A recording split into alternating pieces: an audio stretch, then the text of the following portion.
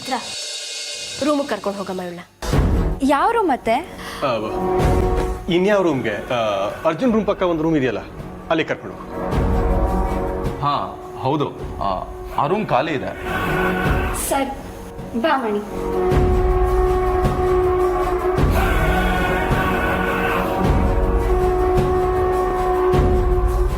ಅದಕ್ಕೆ ನೀವು ಯಾಕೆ ಇಷ್ಟೊಂದು ಟೈಮ್ ವೇಸ್ಟ್ ಮಾಡ್ತಾ ಇದ್ದೀರಾ? ನಾನು ಅಣ್ಣ ಫೋನ್ ಮಾಡಿ ಕೇಳಿದ್ವಿ, ಸುತ್ತಮುತ್ತ ತುಂಬ ಕಲ್ಯಾಣ ಮಂಟಪ ಖಾಲಿ ಇದ್ದಾವೆ, ಆದಷ್ಟು ಬೇಗ ಮದುವೆ ಮಾಡಿ ಮುಗಿಸ್ಬಿಡೋಣ. ನೋಡು ಹೇಮಾ, ಇನ್ನೊಂದು 4-5 ದಿನದಲ್ಲಿ ಈ ಮದುವೆ ಕಾರ್ಯ ಮುಗಿಸ್ಬಿಟ್ರೆ ನಮ್ಮ ಜವಾಬ್ದಾರಿ ಇರೋ ಕಳೆಯುತ್ತೆ. ಆದಷ್ಟು ಸಮಯ ನೋಡಿ ಮಣಿ ಹತ್ರ ಮಾತಾಡಿ ಅವಳನ್ನ ಮದುವೆಗೆ ಒಪ್ಸು. ಈ ಕೆಲಸಗಳೆಲ್ಲ ಆದಷ್ಟು ಬೇಗನೆ ಆಗಬೇಕು. ಏನ್ ನೀವಿಬ್ರು ಹೀಗೆ ಮಾತಾಡ್ತಾ ಇದ್ದೀರಲ್ಲ? ಅಲ್ಲ, ಮದ್ವೆ ಅಂದ್ರೆ ಏನು, ಮಕ್ಕಳಾಟನಾ ಅಥವಾ ಇದೇನು ಗೊಂಬೆಗಳ ಮದ್ವೆನಾ? ಪಾಪ ಹುಡುಗಿ ಈಗ ತಾನೇ ಮನೆಗೆ ಬಂದಿದ್ದಾಳೆ. ಅವಳು ಈ ಮನೆಗೆ, ಈ ಮನೆ ಪರಿಸರಕ್ಕೆ ಹೊಂದ್ಕೋಬೇಕಲ್ವಾ? ಅದಕ್ಕೆ ಸ್ವಲ್ಪ ಟೈಮ್ ಬೇಕಾಗೇ ಆಗತ್ತೆ. ನಾವ್ ಈ ತರ ಮಾಡಿದ್ರೆ ನಾವೆಲ್ಲೋ ಅವಳನ್ನ ಇದಕ್ಕೋಸ್ಕರನೇ ಮನೆಗೆ ಕರ್ಕೊಂಡ್ ಬಂದಿದೀವಿ ಅಂತ ಅವಳಿಗೆ ಅನ್ಸ್ಬಾರ್ದಲ್ವಾ? ಮಣಿಗಿಂತ ಅರ್ಜುನ್ನ ಈ ಮದ್ವೆಗೆ ಒಪ್ಪಿಸ್ಬೇಕು. ಅರ್ಜುನ್ ಹೇಗಂತ ನಿಮಗೆ ಗೊತ್ತಲ್ಲ, ಏಕಾಏಕಿ ಮದ್ವೆಗೆ ಒಪ್ಕೊಳ್ಳೋದಿಲ್ಲ. ಅದಕ್ಕಿಂತ ಮುಖ್ಯವಾಗಿ ಒಂದು ಹೆಣ್ಣು ಒಂದು ಗಂಡಿನ ಕೈ ಹಿಡಿಬೇಕು ಅಂದ್ರೆ ಅದಕ್ಕೆ ಅಂತ ಒಂದು ಶುಭ ಮುಹೂರ್ತ, ಶುಭ ಘಳಿಗೆ ಅಂತ ಇರುತ್ತೆ. ಅದೆಲ್ಲ ಕೂಡ್ ಬರಬೇಕು. ಅಲ್ಲಿವರೆಗೂ ನಾವು ಕಾಯಲೇಬೇಕು. ಸರಿ, ನೀನು ಹೇಳೋದು ಸರಿಯಾಗೇ ಇದೆ ಅಂತ ಅನ್ಸುತ್ತೆ. ಕಾಯೋಣ.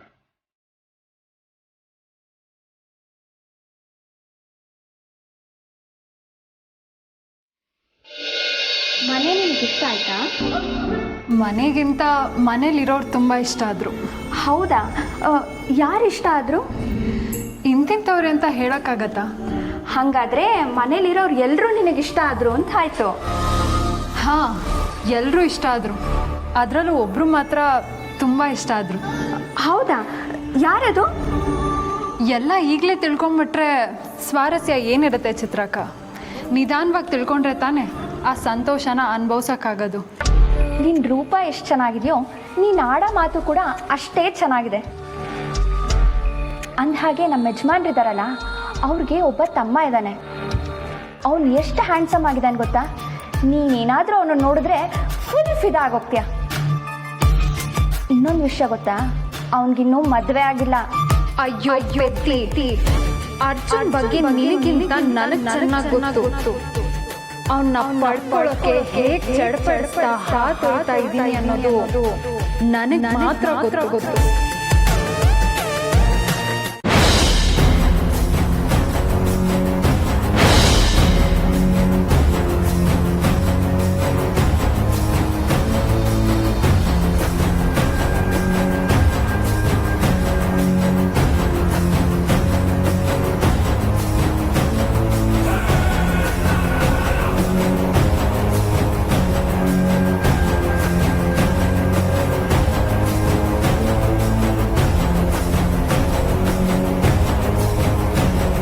ಅರೆ, ಯಾರಿದು ಇಷ್ಟೊಂದು ಸುಂದರವಾಗಿದ್ದಾರೆ?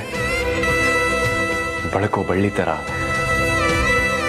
ಜಿಗಿಯೋ ಜಿಂಕೆ ಥರ, ಹಾವಿನ ಥರ ಸರಸರ ಅಂತ ಸಮುದ್ರ ಸೇರೋ ನದಿ ಥರ.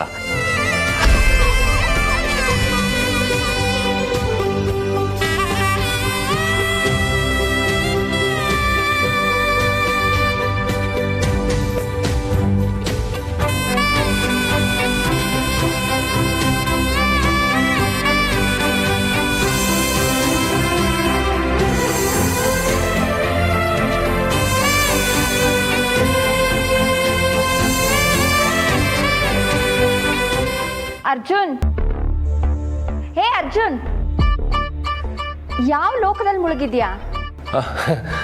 ಅದಕ್ಕೆ ಯಾವ ಲೋಕದಲ್ಲಿರಲಿ, ಇದೇ ಲೋಕದಲ್ಲಿದ್ದೀನಿ. ಅದಕ್ಕೆ ಅವ್ರು ಯಾರು?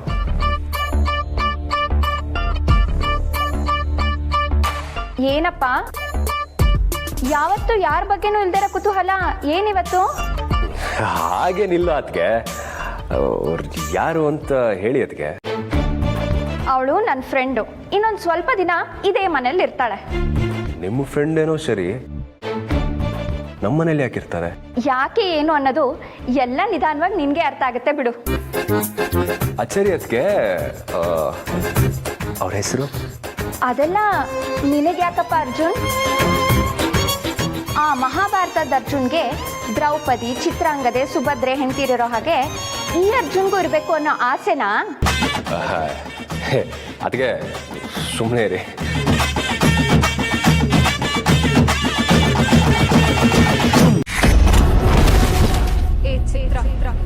ಮಹಾಭಾರತದ ಅರ್ಜುನನಿಗೆ ಎಷ್ಟು ಜನ ಹೆಂಡತಿರಿದ್ರು, ಈ ಅರ್ಜುನ್ಗೆ ಇನ್ಮೇಲಿಂದ ನಾನು ಒಬ್ಳೆ. ಇದನ್ನ ನಾಗಿನಿ ಅಮೃತಳಿಂದಲೂ ತಪ್ಸೋದಕ್ಕೆ ಸಾಧ್ಯ ಇಲ್ಲ. ಅರ್ಜುನ್, ನಾನ್ ಯಾರು ಅನ್ನೋದು ನಿನಗೆ ಗೊತ್ತು, ನೀನ್ ಯಾರು ಅನ್ನೋದು ನನಗೆ ಗೊತ್ತು. ಹಾಗಂತ ಇದ್ದಕ್ಕಿದ್ದ ಹಾಗೆ ನಾನ್ ಮುಂದೆ ಬಂದ್ರೆ ಆಸಕ್ತಿ ಏನಿರುತ್ತೆ? ಕದ್ದು ಹಣ್ಣನ್ನ ತಿಂದ್ರೆ ರುಚಿ ಜಾಸ್ತಿ, ಕಾದ ಹೆಣ್ಣು ಸವಿ ಜಾಸ್ತಿ. ಅರ್ಜುನ್, ನಾನು ನಿನ್ನ ಪಾಲಿಗೆ ಸವಿನೂ ಆಗ್ಬೇಕು, ನಿಧಿನೂ ಆಗ್ಬೇಕು. ಆಗ್ತೀನಿ. ನಾನು ನಿನ್ನಲ್ಲಿ ಅಲ್ಲ ನೀನೇ ನನ್ನಲ್ಲಿ ಮುಳುಗೋಗ್ಬೇಕು. ಹಾಗೆ ಮಾಡ್ತೀನಿ.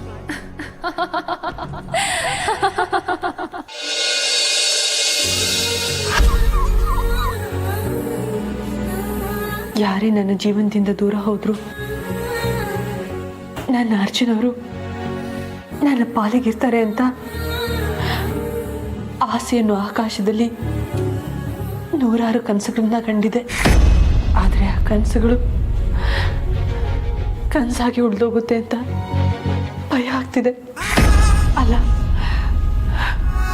ಶಾಸ್ತ್ರಿಗಳು ಮತ್ತೆ ನಮ್ಮತ್ತೆ ಇಬ್ಬರು ನನ್ನ ಹಿತೈಷಿಗಳಾಗಿದ್ರು. ಆದರೆ ಅವರೇ ನನ್ನ ಅರ್ಜುನ್ ಅವ್ರಿಗೆ ಇನ್ನೊಂದು ಮದುವೆ ಮಾಡೋದಕ್ಕೆ ನೋಡ್ತಾ ಇದ್ದಾರಲ್ಲ. ಯಾವುದು ಸತ್ಯ, ಯಾವುದು ನಿತ್ಯ, ಯಾರನ್ನು ನಂಬಬೇಕು, ಯಾರನ್ನು ನಂಬಾರ್ದು ಒಂದು ಗೊತ್ತಾಗ್ತಾ ಇಲ್ಲ. ಕಾಯೋ ದೇವ್ರೆ ಕೊಲ್ಲೋದಕ್ಕೆ ಅಂತ ನಿಂತಾಗ ಕಾಪಾಡು ಅಂತ ಯಾರನ್ನು ಕೇಳ್ಕೋಬೇಕು?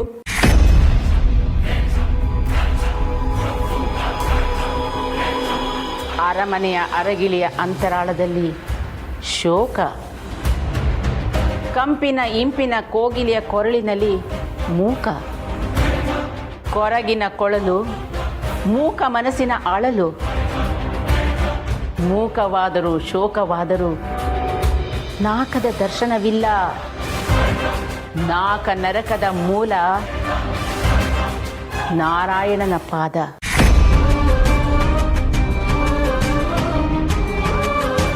ಕಣ್ಣೀರನ್ನ ಕಣ್ಣಿಂದ ದೂರ ಮಾಡಿಕೊಂಡ್ರು ಮನಸ್ಸಿನಿಂದ ದೂರ ಮಾಡ್ಕೊಳಕ್ಕಾಗೋದಿಲ್ಲ ಅಮೃತ. ಕಮರಿದರು ಕರಗಿದರು ಕಣ್ಣಿಗಲ್ಲ, ಕಣ್ಣೀರಿಗೂ ಅಲ್ಲ. ಮನಸ್ಸಿನ ಮೂಕತನಕ್ಕೆ, ಕನಸಿನ ಶೋಕಕ್ಕೆ ಅನ್ನೋದು ನನಗೂ ಗೊತ್ತು. ಏನಾಯ್ತು ಹೇಳು ಅಮೃತ? ನಮ್ಮ ಅತ್ತೆ ಮನೆಯವರು ನಮ್ಮ ಯಜಮಾನ್ರಿಗೆ ಇನ್ನೊಂದು ಮದುವೆ ಮಾಡೋದಕ್ಕೆ ನಿಂತಿದ್ದಾರೆ. ನಿಮ್ಮ ಅತ್ತೆ ಮನೆಯವರು ತಾನೇ? ನಿನ್ನ ಗಂಡ ಇದಕ್ಕೇನು ಒಪ್ಕೊಂಡಿಲ್ವಲ್ಲ? ಅದ್ಯಾವ ಮಾಯಾಜಾಲಕ್ಕೆ ಸಿಕ್ಕಾಕೊಂಡಿದ್ದಾರೆ ಅಂತಾನೆ ಗೊತ್ತಾಗ್ತಿಲ್ಲ.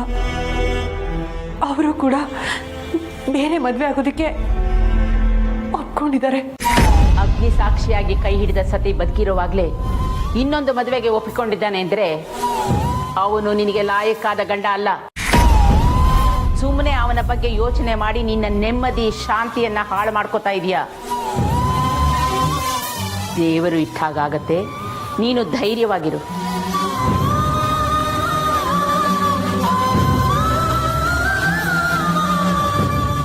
ಇಲ್ಲ ಅಮ್ಮ, ಅವ್ರೆಂಥವ್ರು, ಅವ್ರ ಪ್ರೀತಿ ಎಂಥದ್ದು ಅಂತ ನನಗೆ ಚೆನ್ನಾಗಿ ಗೊತ್ತು. ಅವರು ನನ್ನನ್ನು ಕೈ ಹಿಡಿಯೋದಕ್ಕೆ ಮುಂಚೆ ಆಗಲಿ, ನನ್ನನ್ನು ಕೈ ಹಿಡಿದ ಮೇಲಾಗಲಿ ಇನ್ನೊಂದು ಹೆಣ್ಣಿನ ಬಗ್ಗೆ ಕನಸು ಮನಸ್ಸಲ್ಲೂ ಯೋಚನೆ ಮಾಡ್ದವ್ರಲ್ಲ. ನನ್ನ ವಿಷಯದಲ್ಲಿ ಆ ಶ್ರೀರಾಮಚಂದ್ರನಿಗಿಂತ ಒಂದು ಕೈ ಮೇಲೆ. ಇದರಲ್ಲಿ ಏನೋ ಮೋಸ ಇದೆ ಅಂತ ನನಗನ್ನಿಸ್ತಾ ಇದೆ.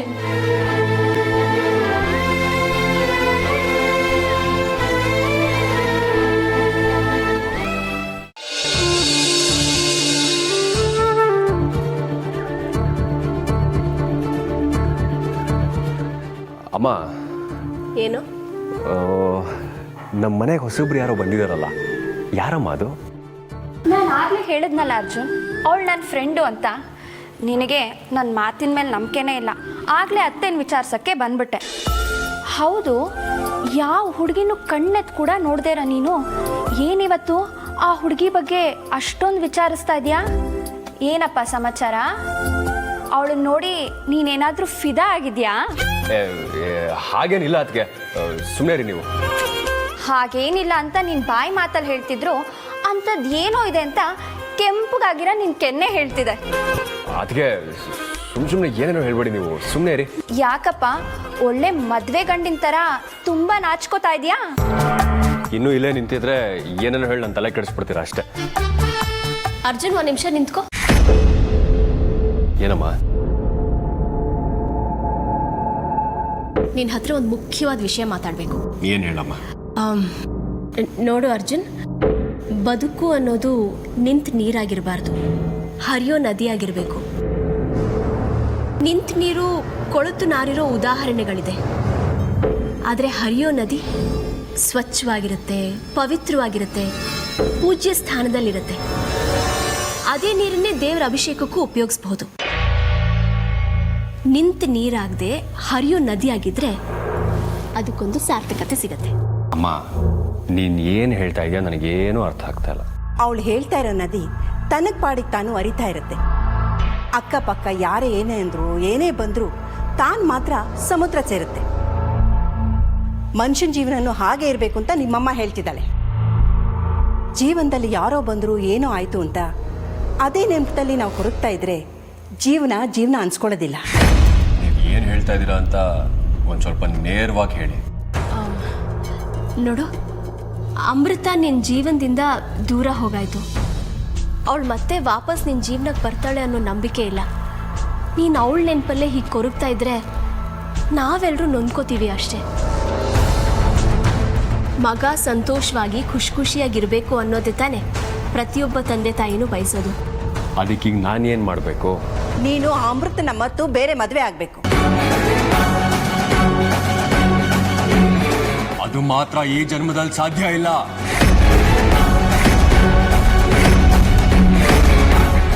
ಒಂದು ಸಲ ಅಲ್ಲ, 2 ಸಲ ಅಲ್ಲ, 100 ಸಲ ಹೇಳಿದ್ದೀನಿ ನನ್ನ ಮುಂದೆ ಮದುವೆ ಪ್ರಸ್ತಾಪ ಮಾಡಬೇಡಿ ಅಂತ. ನನ್ನ ಮಾತಿಗೆ ನೀವು ಬೆಲೆನೇ ಕೊಡ್ತಿಲ್ಲ ಅಲ್ಲ. ನನ್ನ ಜೀವನದಲ್ಲಿ ಅಮೃತ ಅವ್ರನ್ನ ಬಿಟ್ಟು ಬೇರೆ ಹೆಣ್ಣು ಬರೋದಕ್ಕೆ ಸಾಧ್ಯನೇ ಇಲ್ಲ.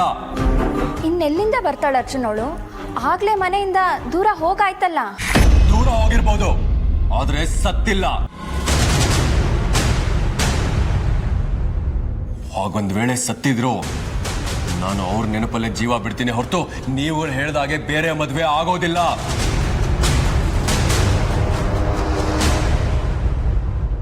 ಪ್ರೀತಿ ಪ್ರೇಮ ಅನ್ನೋದು ನಿಮ್ಮ ದೃಷ್ಟಿಲಿ ಒಂದು ಬೆಲೆನೇ ಇಲ್ದಿರೋ ಭಾವ ಆಗಿರ್ಬೋದು, ಆದ್ರೆ ನನಗೆ ಅದು ಪೂಜ್ಯ ಭಾವ. ಆ ಭಾವಕ್ಕೆ ನಾನು ಯಾವತ್ತೂ ದ್ರೋಹ ಬಗೆಯೋದಿಲ್ಲ. ನನ್ನ ಅಮೃತ ಅವರು ನನ್ನ ಜೀವನಕ್ಕೆ ಮತ್ತೆ ಬಂದೇ ಬರ್ತಾರೆ. ನಾನು ಅವ್ರಿಗೋಸ್ಕರ ಕಾಯ್ತೀನಿ. ನೋಡು ಅರ್ಜುನ್, ಮನುಷ್ಯನಿಗೆ ನಂಬಿಕೆ ಇರಬೇಕು, ಆದ್ರೆ ಮೂಢನಂಬಿಕೆ ಇರಬಾರ್ದು. ಅಮೃತ ಬರೋ ಹಾಗಿದ್ರೆ ಇಷ್ಟು ದಿನ ಬೇಕಾಗಿತ್ತ? ಯಾವಾಗ್ಲೂ ಬರ್ಬೋದಿತ್ತು. ನೋಡು, ನಿನ್ಗೀಗ ಬಿಸಿ ರಕ್ತ, ಒಂಟಿಯಾಗಿರ್ತೀನಿ, ಒಂಟಿಯಾಗಿ ಬದುಕ್ತೀನಿ ಅಂತ ನಿನ್ಗೆ ಅನಿಸ್ಬೋದು ಕಣೋ. ಆದ್ರೆ ನಾಳೆ ನಿನ್ಗೆ ವಯಸ್ಸಾದ್ಮೇಲೆ ಅದೇ ಒಂಟಿತನ ನಿನ್ನ ಕಾಡುತ್ತೆ. ಆಗ ನೀನ್ ಎಷ್ಟೇ ಹತ್ರು, ಎಷ್ಟೇ ಪಶ್ಚಾತ್ತಾಪ ಪಟ್ರು ಏನು ಪ್ರಯೋಜನ ಇಲ್ಲ ಕಣೋ. ನೀವ್ ಯಾರು ಏನೇ ಹೇಳಿದ್ರು ನಾನ್ ನಿಮ್ ಮಾತನ್ನ ಒಪ್ಪೋದಿಲ್ಲ. ಮದುವೆ ಆಗೋದಿಲ್ಲ. ಅಲ್ವೋ ಅರ್ಜುನ್, ನೀನು ಆ ಹುಡುಗಿನ ಒಂದು ಸಲ ನೋಡಿ ಆಮೇಲೆ ತೀರ್ಮಾನ ತಗೋಬಹುದಲ್ವಾ? ಮದುವೆನೇ ಆಗೋದಿಲ್ಲ ಅಂದ್ಮೇಲೆ ಅವಳನ್ನ ನೋಡಿ ಏನು ಪ್ರಯೋಜನ?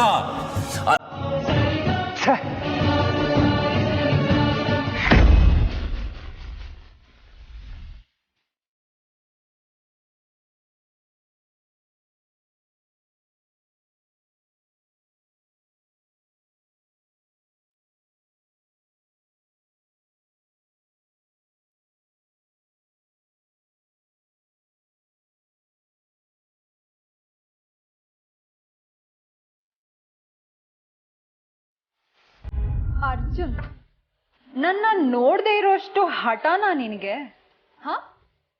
ಹಠವಾದಿ ವಿಶ್ವಾಮಿತ್ರನೇ ಹೆಣ್ಣಿಗೆ ಸೋತು ಶರಣಾದ. ಇನ್ನು ನೀನ್ ಯಾವ ಲೆಕ್ಕ?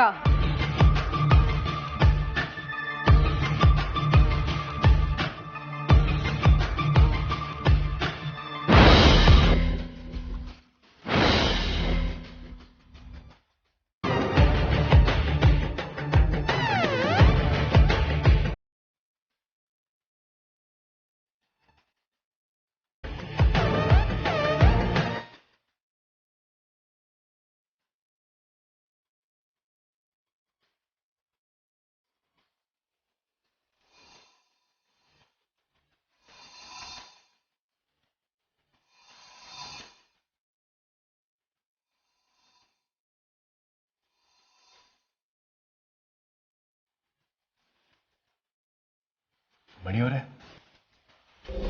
ನೀವಾ?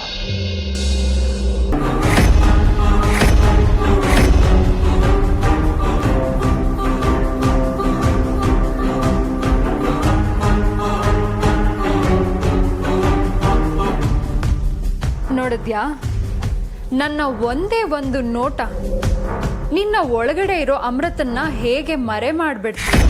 ಈಗ ನಿನ್ನ ಮನಸ್ಸಲ್ಲಿರೋದು ನಾನು, ನನ್ನ ನೆನಪು ಮಾತ್ರ. ಏನ್ ಮಣಿಯವರೇ, ನಿಮ್ಮ ನೋಡಿ ಎಷ್ಟು ದಿನ ಆಯ್ತು. ನಿಮ್ಮನ್ನ ಎಷ್ಟು ಮಿಸ್ ಮಾಡ್ಕೊಂಡೆ ಗೊತ್ತಾ?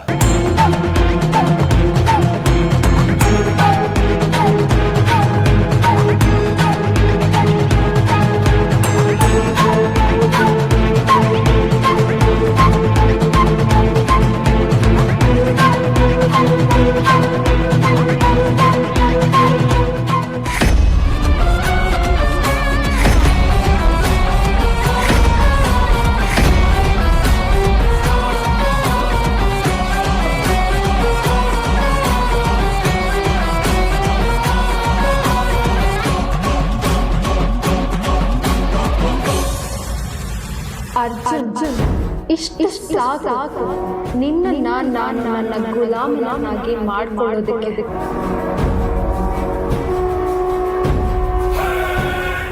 ಅರ್ಜುನ್, ಇದೇನ್ ಮಾಡ್ತಿದ್ದೀರಾ? ಎಲ್ರು ನಮ್ಮನ್ನೇ ನೋಡ್ತಾ ಇದ್ದಾರೆ. ಏನಪ್ಪ ಅರ್ಜುನ್, ಅಮೃತನ ಬಿಟ್ಟು ಬೇರೆ ಯಾವ ಹೆಣ್ಣನ್ನು ಕಲ್ಪನೆನೂ ಮಾಡ್ಕೊಳ್ಳಲ್ಲ ಅಂತಿದ್ದೆ. ಇವಾಗ ನೋಡಿದ್ರೆ ಮಣಿಯವ್ರನ್ನ ನೋಡಿದ ತಕ್ಷಣ ಓಡ್ ಬಂದು ತಬ್ಕೊಂತ ಇದೆಯಾ ಅಂದ್ರೆ ಏನಪ್ಪ ಇದ್ರ ಅರ್ಥ?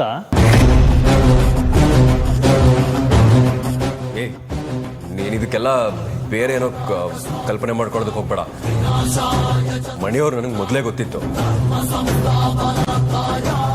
ಮೊದಲೇ ಗೊತ್ತಾ? ಎಲ್ಲಿ? ನಾನು ಅಮೃತ ಅವ್ರಿಗೆ ಕಣ್ಣಿಗೆ ಔಷಧಿ ತರೋದಕ್ಕೆ ಪುಷ್ಪಗಿರಿಗೆ ಹೋಗಿದ್ನಲ್ಲ, ಅಲ್ಲಿ ಮಣಿಯವ್ರ ಪರಿಚಯ ಆಯಿತು. ಅವ್ರ ಮನೇಲೆ 2 ದಿನ ಇದ್ದು ನಾನು ಔಷಧಿ ತೊಗೊಂಡು ಬಂದಿದ್ದು. ಅದಕ್ಕೆ ಆ ಸಲಿಗೆಯಿಂದ ತಪ್ಕೊಂಡೆ ಅಷ್ಟೇ. ನೀನು ಸುಮ್ಮನೆ ಅದಕ್ಕೆ ಏನೇನೋ ಅನ್ಕೋಬೇಡ. ನಿಂಗೆ ಮೊದಲೇ ಅವಳು ಗೊತ್ತು ಅನ್ನೋ ನೆಪ ಹೇಳಿ ಅಮ್ಮ ಅಜ್ಜಿ ಮುಂದೆನೇ ತಪ್ಕೊಳ್ಳೋಷ್ಟು ಮುಂದುವರೆದಿದ್ಯಾ ಅಂದರೆ ಉಚ್ತೋ ಹೇ. ಅಂಥದ್ದು ಏನೂ ಇಲ್ಲ ಅಂತ ಆವಾಗಲಿಂದ ಹೇಳ್ತಾನೆ ಇದ್ದೀನಿ, ನೀನು ಕೇಳ್ತಾನೆ ಇಲ್ವಲ್ಲ.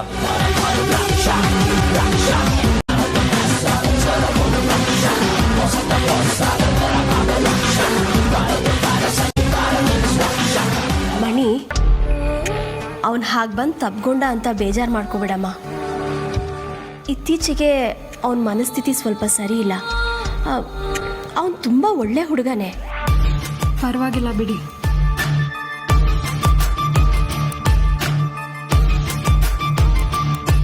ಅರ್ಜುನ್, ಈಗ ಕದ್ದು ಮುಚ್ಚಿ ಬಂದು ತಪ್ಕೊಳ್ತಾ ಇದೆಯಾ? ಎಲ್ಲರ ಮುಂದೇನು ಹೆಂಡತಿ ಅನ್ನೋ ಪ್ರೀತಿಯಿಂದ, ಅಭಿಮಾನದಿಂದ, ಅನುರಾಗದಿಂದ, ಹಕ್ಕಿನಿಂದ ತಪ್ಕೊಳ್ತೀಯ.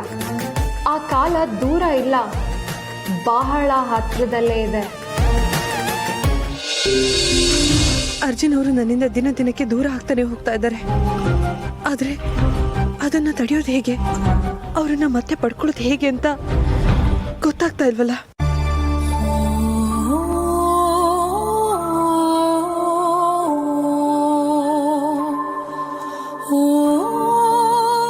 ಅಮೃತ, ನಿನ್ನ ಸ್ಥಿತಿನ ನನ್ನ ಕೈಯಲ್ಲಿ ನೋಡೋದಕ್ಕಾಗ್ತಾ ಇಲ್ಲ. ನಿನ್ನಿಂದ ನನಗಾಗಿರೋ ಉಪಕಾರನ ಈ ಜನ್ಮದಲ್ಲಲ್ಲ ಮುಂದಿನ ಯಾವ ಜನ್ಮದಲ್ಲೂ ತೀರ್ಸೋದಕ್ಕಾಗೋದಿಲ್ಲ. ಉಪಕಾರದ ಉಪ್ಪಿನ ಮೂಟೆನೇ ನಮ್ಮ ಮೇಲೆ ಹೊರಿಸಿರೋ ನಿನ್ನ ಕಷ್ಟಕ್ಕೆ ಸಹಾಯ ಮಾಡೋಕ್ಕಾಗ್ತಿಲ್ಲ ಅನ್ನೋವರೆಗೂ ನನ್ನನ್ನು ಕಾಡ್ತಿದೆ ಅಮೃತ.